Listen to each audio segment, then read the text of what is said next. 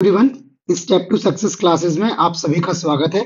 आज के वीडियो में हम लोग 1 से 3 जुलाई 2024 का करंट अफेयर्स डिस्कस करेंगे और आज के वीडियो में जो सबसे इंपॉर्टेंट टॉपिक है वो है अंतरराष्ट्रीय सौर महोत्सव 2024, पेन पिंटर पुरस्कार 2024, मंदिरों का एक संग्रहालय, एआई प्रिपेयर्डनेस इंडेक्स 2024, नाटो के नए महासचिव और यूनेस्को साहित्य का शहर। इसके अलावा और भी कुछ टॉपिक हम इसमें डिस्कस करेंगे। स्टार्ट करते हैं अपने पहले क्वेश्चन से। पहला क्वेश्चन है, उत्तर प्रदेश कैबिनेट ने किस स्थान पर मंदिरों का संग्रहालय बनाने के प्रस्ताव को मंजूरी दी है? ऑप्शन है वाराणसी, मथुरा, अयोध्या और लखनऊ। तो इसका सही जवाब आपका ऑप्शन सी, ये उत्तर प्रदेश कैबिनेट ने अयोध्या में एक मंदिरों का संग्रहालय बनाने के लिए मंजूरी दे दी है। ये प्रस्ताव जो था ये टाटा सन्स का एक प्रस्ताव था जिसके लिए मंजूरी दी गई है और ये करीब 650 करोड़ रुपए की लागत से संग्रहालय बनाया जाएगा जो भारत के प्रसिद्ध मंदिरों के इतिहास और उनकी वास्तुकला को क्या करेगा, प्रदर्शित करेगा। इसके अलावा उत्तर प्रदेश कैबिनेट ने जो निष्क्रिय विरासत भवन या हेरिटेज जो होम्स हैं, जो बिल्डिंग्स हैं, उनको पर्यटन स्थल के रूप में विकसित करने के एक प्रस्ताव को भी मंजूरी दी है। ठीक है, यहाँ जो टाटा सन्स को जो संग्रहालय बनाने के लिए टाटा सन्स को जो लैंड दी गई है वो 1 रुपए की टोकन मनी पर दी गई है और 90 वर्ष के लिए दी गई है, लीज पर। अगला क्वेश्चन, हाल में निम्न में से किस सार्वजनिक उपक्रम को नवरत्न का दर्जा दिया गया है? ठीक है, ऑप्शन है IREDA, Mazagon dock ship builders, RVNL और नालको। तो इसका सही जवाब ऑप्शन बी, अभी हाल में मझगांव डॉक शिप बिल्डर्स को नवरत्न कंपनी का दर्जा जो है वो दिया गया है। ये सार्वजनिक उपक्रम है, एक पब्लिक सेक्टर का उपक्रम है जिसको नवरत्न का दर्जा दिया गया है और ये नवरत्न का दर्जा पाने वाला देश का 18वां सार्वजनिक उपक्रम है। ठीक है, अब चूंकि नवरत्न का दर्जा दिया है तो इसके बाद इनको कुछ फाइनेंशियल इंडिपेंडेंस आ जाती है और अब मझगांव डॉक क्या कर सकता है, 1000 करोड़ रुपए तक के निवेश के लिए केंद्र सरकार की मंजूरी की आवश्यकता इसको नहीं है और अपनी जो कुल संपत्ति है उसका 30% तक निवेश करने की ये क्या कर सकती है, आजादी रखती है। बल्कि बस शर्त यह है कि ये 30% जो है वो 1000 करोड़ के भीतर हो। ये इनको क्या मिलती है, थोड़ी सी फिनेंशियल या आर्थिक स्वतंत्रता मिल जाती है इन कंपनियों को। अगला क्वेश्चन है, निम्न में से किस लेखिका को उनके अडिग लेखन के लिए पेन पिंटर पुरस्कार 2024 से सम्मानित किया गया है? किरण देसाई, झुंपा लाहिड़ी, अरुंधति रॉय और मृणाल पांडे। तो इसका सही जवाब ऑप्शन सी, ये अरुंधति राय जी हैं, इनको वर्ष 2024 के पेन पिंटर पुरस्कार से सम्मानित किया गया है। ये सम्मान उनको उनके अडिग और अटल लेखन के लिए दिया गया है। ठीक है, अगर बात करें पेन पिंटर पुरस्कार की तो ये पुरस्कार वर्ष 2009 में एक चैरिटी संस्था है इंग्लिश पेन, इसके द्वारा ये पुरस्कार जो है वो स्थापित किया गया था और ये प्रतिवर्ष दिया जाता है। अगर बात अरुंधति रॉय जी की करें तो इनको इनके पहले उपन्यास the God of small things के लिए बुकर पुरस्कार से सम्मानित किया गया था। ये गॉड ऑफ स्मॉल थिंग्स जो है वो काफी प्रसिद्ध पुस्तक है और ये जो है वो कई बार परीक्षा में पूछी गई है।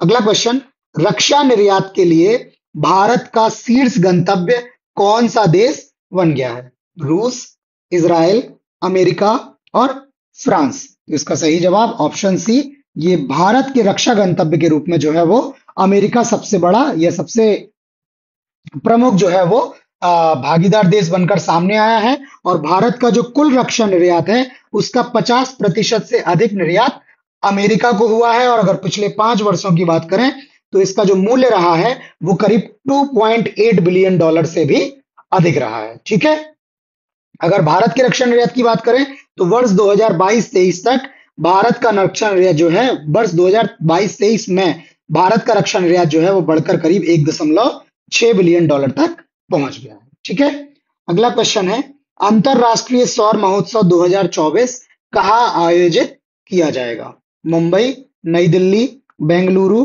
और चेन्नई। तो सही जवाब ऑप्शन बी, ये नई दिल्ली में अंतरराष्ट्रीय सौर महोत्सव 2024 का आयोजन किया जाएगा और ये आयोजन 5 से 6 सितंबर 2024 के बीच में किया जाएगा। इस महोत्सव का उद्देश्य महत्वपूर्ण अंतरराष्ट्रीय सहयोग के लिए अनुकूल परिस्थितियां प्रदान करना, जो सौर संचालित ऊर्जा संक्रमण में बदलाव को क्या करेगा, गति देगा, इसको और डायनेमिक बनाएगा। और ये जो महोत्सव है ये 4 मुख्य विषयों पर केंद्रित रहेगा, जिसमें युवाओं, समुदायों या कम्युनिटीज, महिलाओं और निजी क्षेत्र की जो है वो सौर ऊर्जा के क्षेत्र में भूमिका, ये इसका विषय रहेगा। अगला क्वेश्चन है, आईएमएफ द्वारा की गई 174 देशों की एआई प्रिपेयर्डनेस इंडेक्स, एआईपीआई इंडेक्स 2024 में कौन सा देश क्या है, शीर्ष स्थान पर है?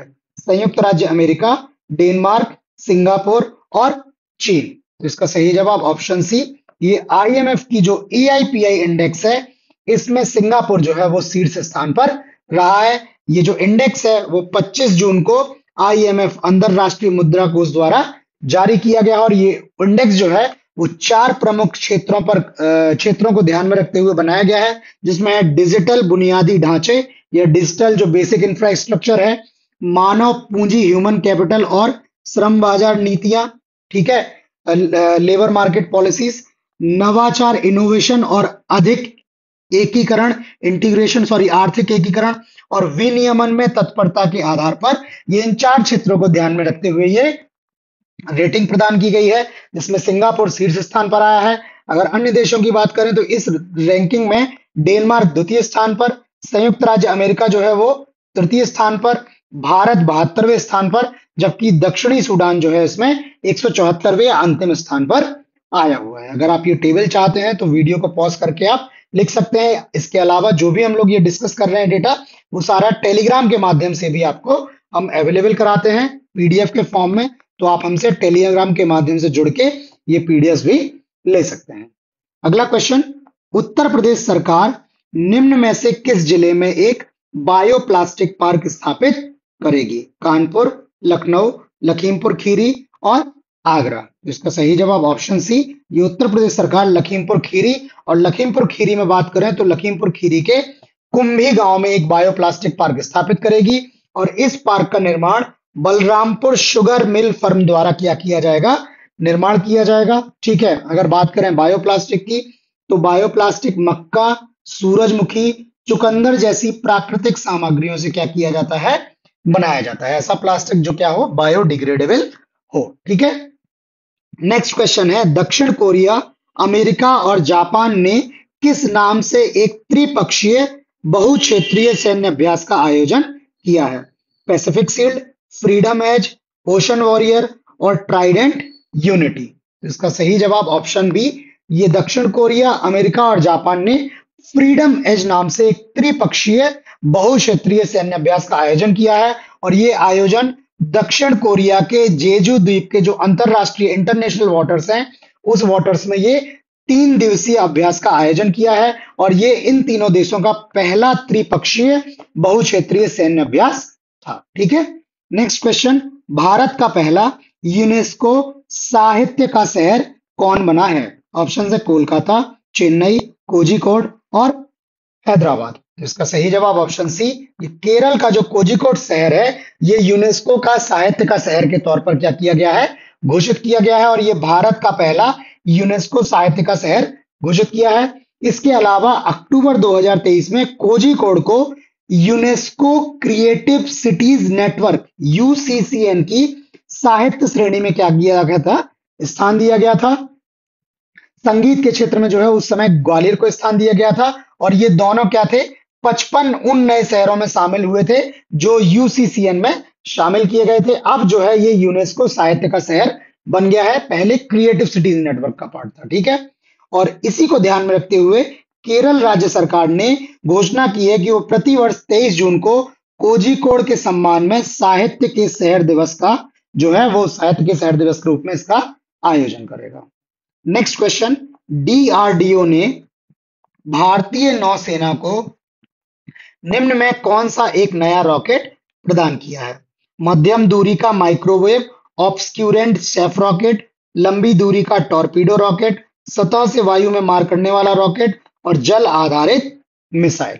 इसका सही जवाब ऑप्शन ए, ये डीआरडीओ ने भारतीय नौसेना को एक मध्यम दूरी का माइक्रोवेव ऑब्सक्यूरेंट सेफ रॉकेट जो है वो प्रदान किया हुआ है, ठीक है, ये रॉकेट क्या करेगा, जैसे ही इसका प्रक्षेपण होगा तो ये क्या करेगा, अंतरिक्ष में एक माइक्रोवेव अस्पष्ट बादल का क्या कर देगा, निर्माण करेगा। और ये बादल क्या करेगा, जो नौसेना के जहाज हैं उनके चारों ओर एक माइक्रोवेव शील्ड का निर्माण कर देगा। और जो जहाज की तरफ जो रेडियो फ्रिक्वेंसी द्वारा संचालित शत्रु देश के जो हथियार हैं, मिसाइल वगैरह हैं, वो क्या करेंगे, वो रेडियो फ्रिक्वेंसी उनके सिग्नल को ये अस्पष्ट कर देगा। तो वो क्या करेंगे, हमारे इन जहाजों को क्या कर पाएंगे, टारगेट नहीं कर पाएंगे। और इन जहाजों के लिए ये ऐसे हमलों के विरुद्ध एक प्रभावी ढाल का कार्य करेगा। तो इनके लिए जो है, ये समुद्री जहाजों के, सॉरी, जो हमारे डिफेंस फील्ड के जो जो रक्षा क्षेत्र के जहाज हैं, ठीक है, उनको ये क्या करेगा, सुरक्षा प्रदान करेगा। अगला क्वेश्चन, नाटो का नया महासचिव किसे नियुक्त किया गया है? Angela Merkel, Jens Stoltenberg, Ursula von der Leyen और मार्क रूटे। तो सही जवाब इसका ऑप्शन डी, ये मार्क रूटे जी जो हैं, ये नाटो के नए महासचिव नियुक्त किए गए हैं। और ये 1 अक्टूबर को क्या करेंगे, कार्यभार ग्रहण करेंगे। ये मार्क रूटे जो हैं वो नीदरलैंड के अभी प्रधानमंत्री के पद पे हैं। और अभी वर्तमान महासचिव की बात करें तो नॉर्वे के जेंस स्टोल्टेनबर्ग जो है वो अभी महासचिव है नाटो के। 1 अक्टूबर से मार्क रूटे नाटो के महासचिव हो जाएंगे। बात नाटो की करें तो नाटो का फुल फॉर्म उत्तरी अटलांटिक संधि संगठन, नॉर्थ अटलांटिक ट्रीटी ऑर्गेनाइजेशन है। और ये उत्तरी अमेरिकी, नॉर्दर्न अमेरिकन और यूरोपियन देशों का एक अंतर सरकारी राजनीतिक और सैन्य गठबंधन, ये पॉलिटिकल और मिलिट्री जो है वो ऑर्गेनाइजेशन है। और इसकी स्थापना 4 अप्रैल 1949 को हुई थी। वर्तमान में नाटो में 32 सदस्य देश हैं और नाटो का मुख्यालय जो है वो बेल्जियम के ब्रुसेल्स में स्थित है। ठीक है, तो आज करंट अफेयर्स में इतना ही। बाकी आपको वीडियो कैसा लगा, कंटेंट कैसा लगा, लाइक करके, कमेंट करके अपना फीडबैक हमें अवश्य दें। बाकी आप चैनल को सब्सक्राइब रखें ताकि आपको नए कंटेंट के बारे में टाइमली इंफॉर्मेशन मिलती रहे। तो आज करंट अफेयर्स में इतना ही। बाकी नए क्वेश्चंस के साथ जल्द मिलते हैं। तब